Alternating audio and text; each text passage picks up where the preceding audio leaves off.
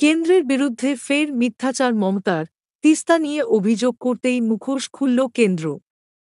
গতকালই নবান্নের বৈঠক থেকে মমতা বন্দ্যোপাধ্যায় অভিযোগ করেছিলেন, তিস্তা জলবণ্টন চুক্তি নিয়ে বাংলার সঙ্গে কোনো আলোচনা করেনি কেন্দ্র, যাকে কেন্দ্র করে রীতিমতো শোরগোল পড়ে যায় রাজ্য তথা জাতীয় রাজনীতিতে।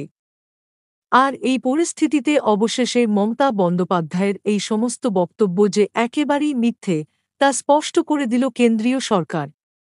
সূত্রের খবর, মমতা বন্দ্যোপাধ্যায়ের তিস্তা জল বণ্টন চুক্তি নিয়ে কেন্দ্রের বিরুদ্ধে অভিযোগকে কার্যত নস্যাৎ করে দেয় কেন্দ্রীয় সরকার। তাদের পক্ষ থেকে স্পষ্ট ভাষায় জানানো হয়, মমতা বন্দ্যোপাধ্যায় যে কথা বলছেন তা একেবারেই মিথ্যে। এক্ষেত্রে এই তিস্তা জলবণ্টন চুক্তি নিয়ে তিস্তা জলবণ্টন চুক্তি নিয়ে রাজ্যের কাছে অতীতে নাম চাওয়া হয়েছিল।